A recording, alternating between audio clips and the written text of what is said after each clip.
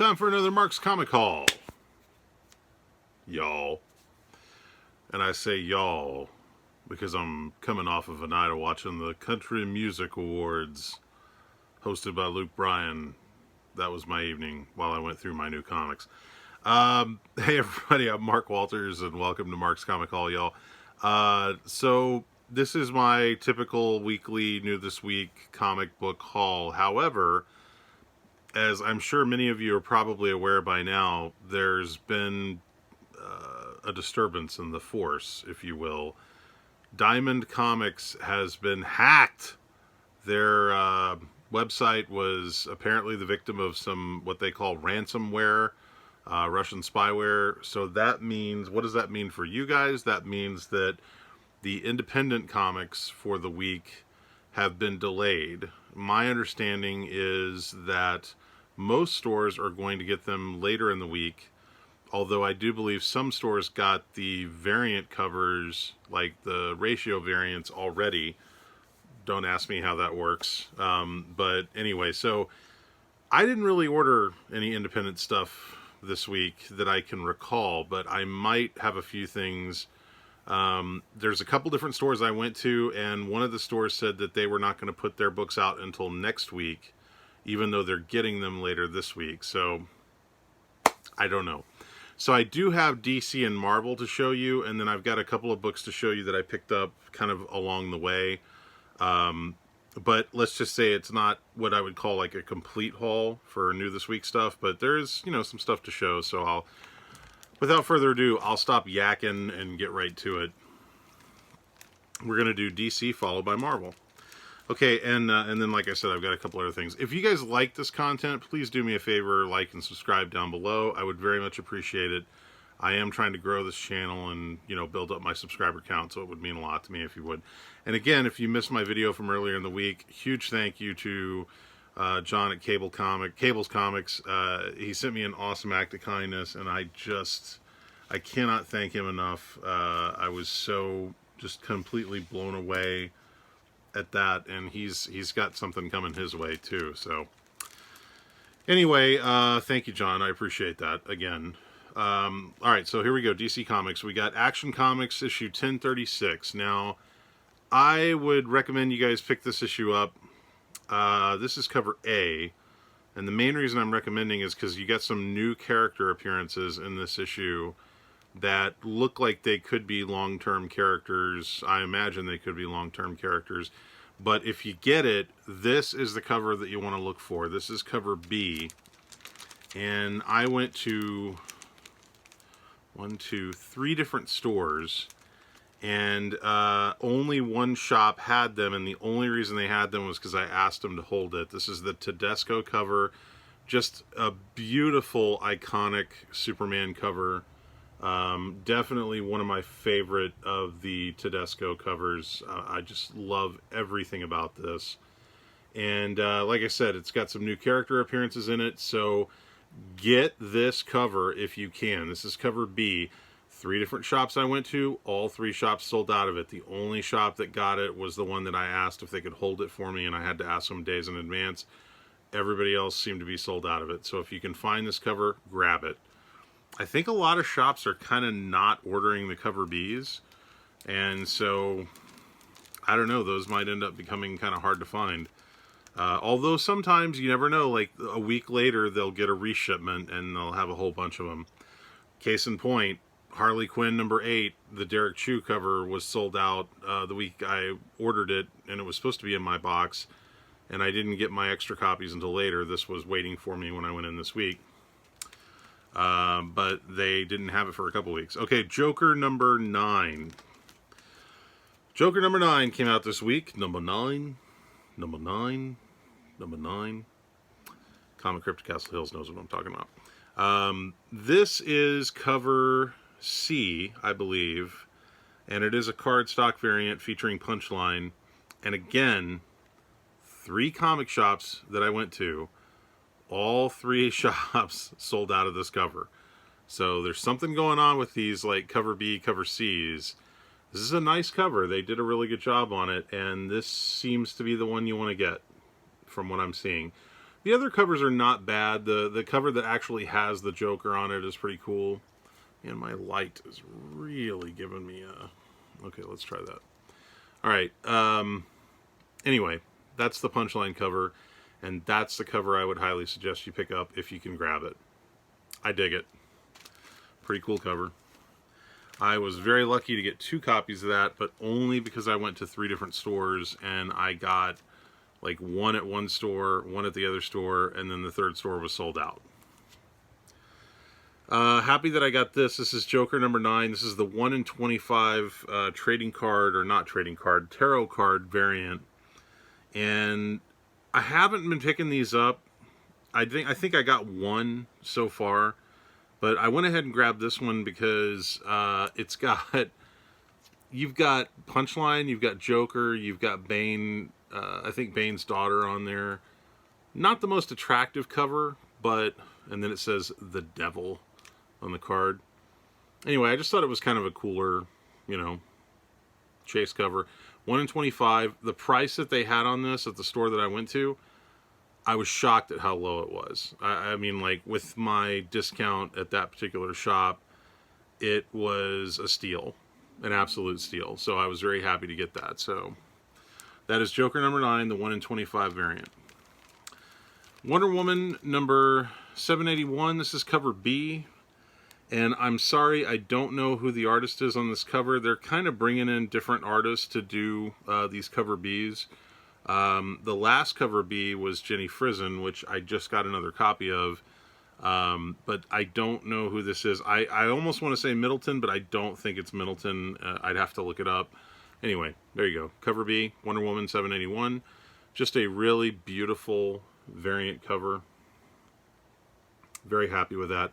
And again, first shop I went to, sold out. Second shop I went to, they had 2. Third shop I went to, sold out. I don't know what's going on with these cover Bs, but I guess people are just not ordering enough of them. So, those are my DC books. Now let's get into the Marvel. Give me 1 second. Okay. My Marvel stack is a little more... Thanks to Venom, my Marvel stack is a little bit heftier. So, okay, so we'll start off with Amazing Spider-Man number 78. Or if you're following the legacy numbering, what does that say right there? Where's my lens? Does that say 879? Is that what that says? God, why did they put that so small? I think it says 879. Anyway, this is Amazing Spider-Man 78, featuring the Art Adams cover. Just a really nice Arthur Adams cover. I pick up pretty much anything Arthur Adams does. So I was happy with that. Amazing Spider-Man 78. Okay, maybe I can read this a little bit better. No, I cannot. What does that say? Right. What does that say right there? Can we make that out? I can't read. I need glasses. I don't know.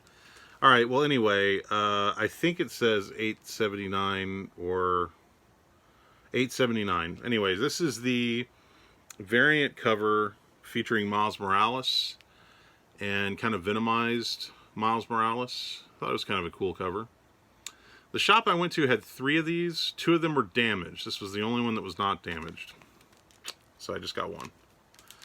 Eternals number 7 featuring Thanos. New story arc starts here. They were promoting this as kind of a jumping on point for anyone that hasn't been reading the Eternals. And with the new movie out, you know, a lot of people are kind of talking about it lately.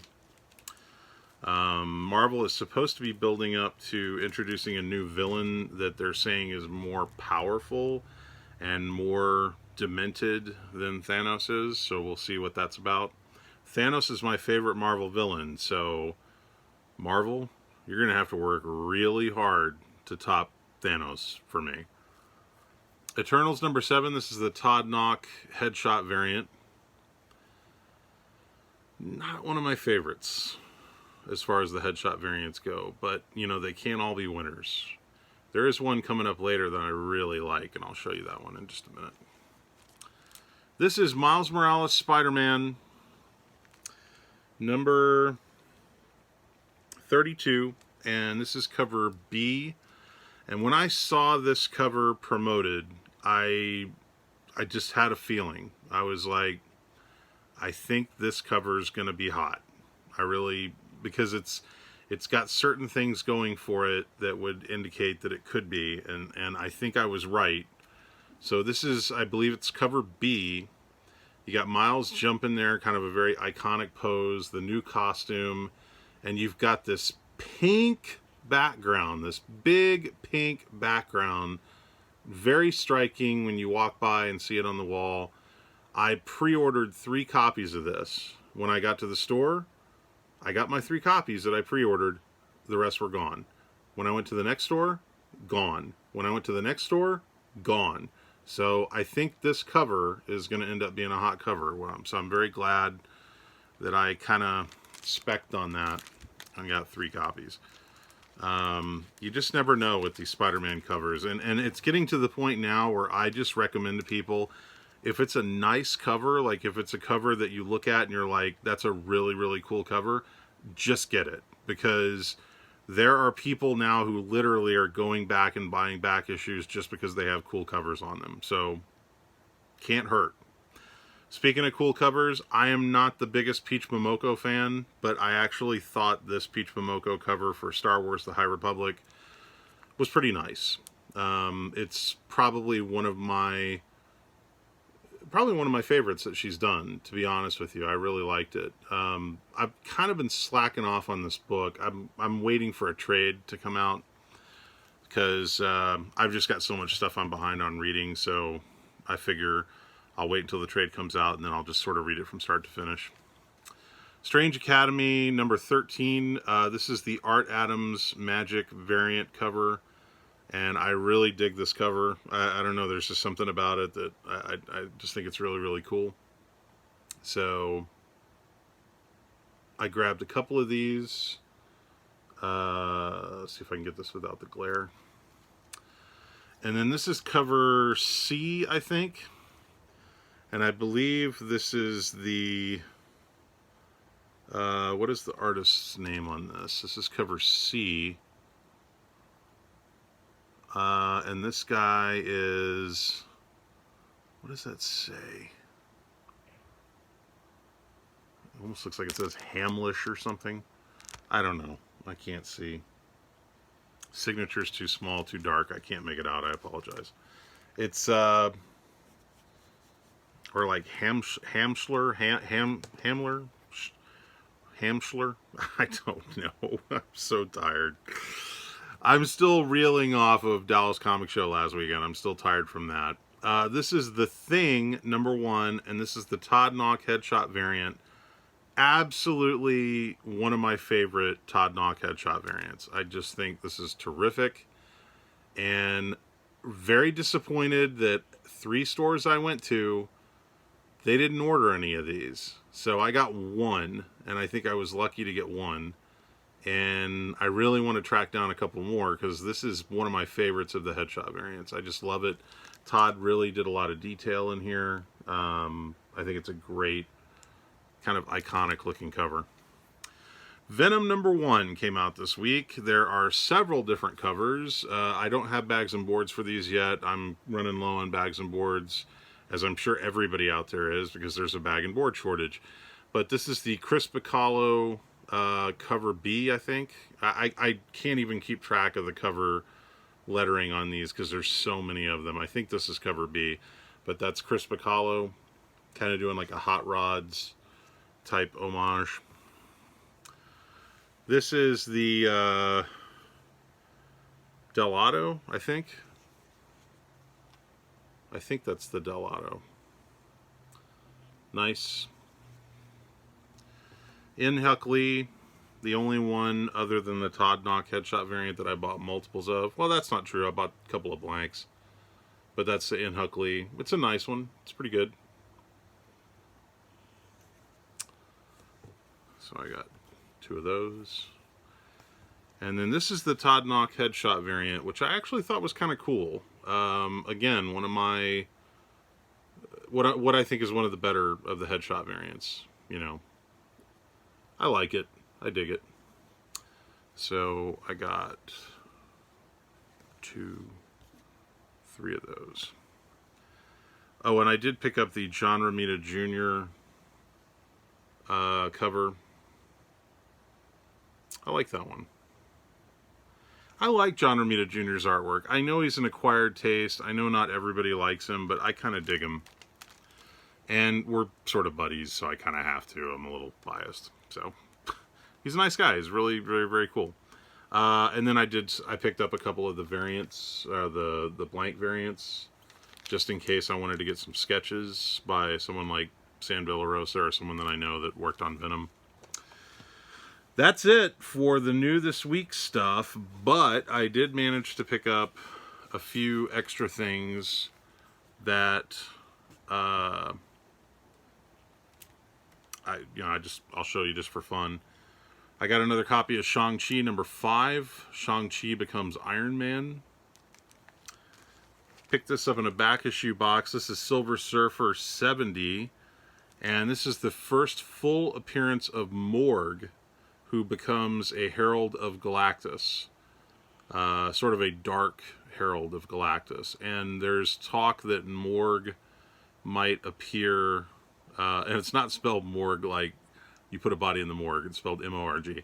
But there's talk that Morg might appear in one of the movies. So went ahead and grabbed this. There's a cameo appearance, I think, in the issue before this issue. But this is the first full appearance of Morg.